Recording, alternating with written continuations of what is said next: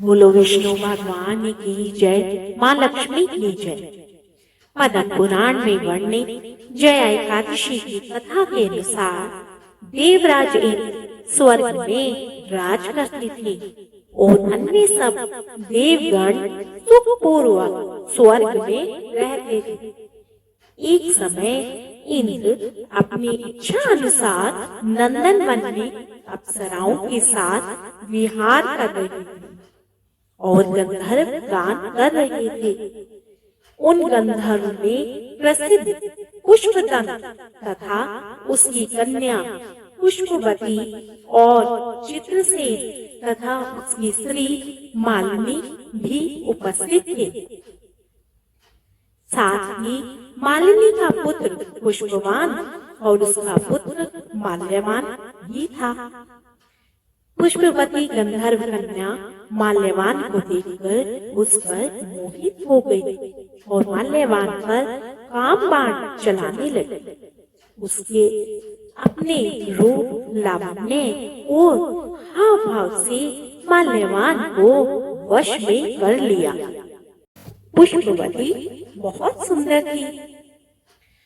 अपने इंद्र को प्रसन्न करने के लिए गान कर रहे थे, नृत्य कर रहे थे, परंतु परस्पर मोहित हो जाने के कारण उनका जो चित्त था वह भ्रमित हो गया।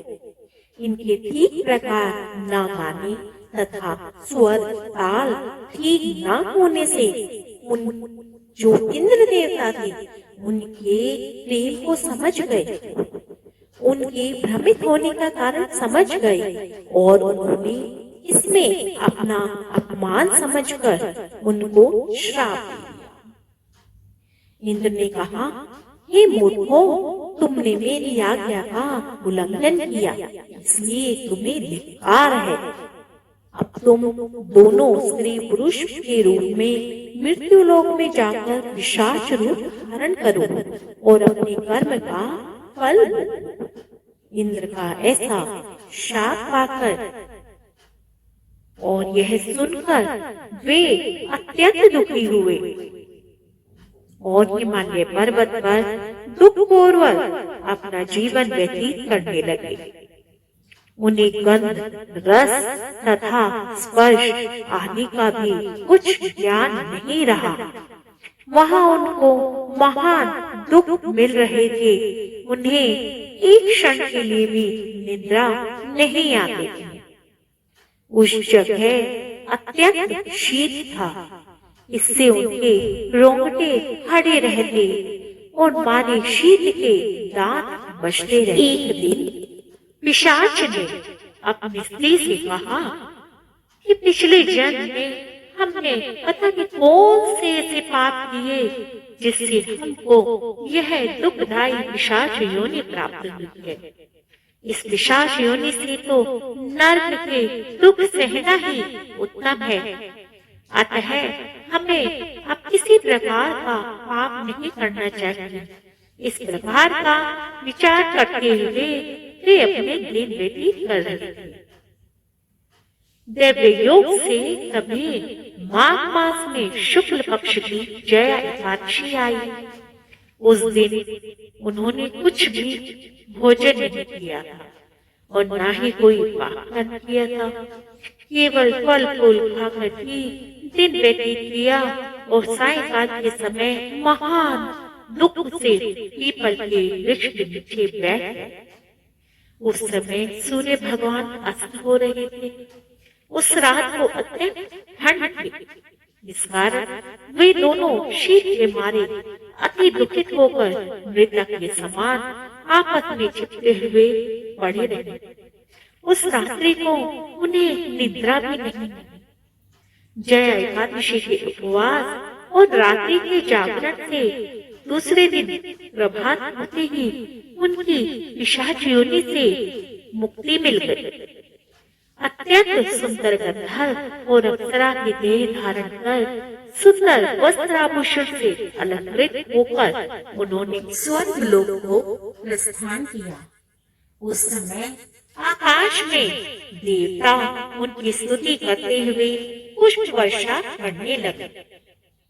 स्वर्गलोक में जाकर इन दोनों ने देवराज इंद्र को प्रणाम किया।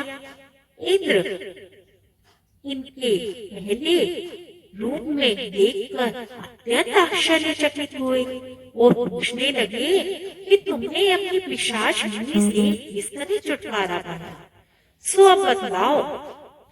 माल्यवन बोले कि हे देवेंद्र, भगवान विष्णु की कृपा और जया एकादशी के व्रत के प्रभाव से ही हमारी पिशाच मुनि छुटी है। तब इंद्र बोले कि हे माल्यवान, भगवान की कृपा और एकादशी का व्रत करने से न केवल तुम्हारी पिशाच योनि छूट गई, वरन हम लोगों के भी वंदनीय हो गए हैं भगवान विष्णु, क्योंकि विष्णु और शिव के भक्त हम लोगों के वंदनीय हैं। अतः आप धन्य हैं। अब आप पुष्पवती के साथ जाकर विघात करें।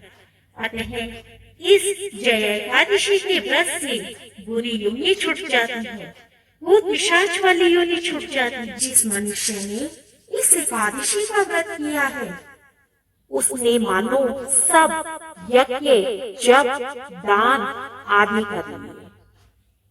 तो बोलो विष्णु भगवान की जय, माँ लक्ष्मी की जय। तो बोलो ओम नमो भगवते वासुदेवाय नमः। तो फ्रेंड्स, आपको मेरी ये वीडियो पसंद आई हो, यूजफुल लगी हो, तो मेरी वीडियो को ज्यादा से ज्यादा लाइक, शेयर एंड सब्सक्राइब जरूर कीजिए। बोलो विष्णु भगवान की जय। हर हर महादेव। जय शिव शंकर।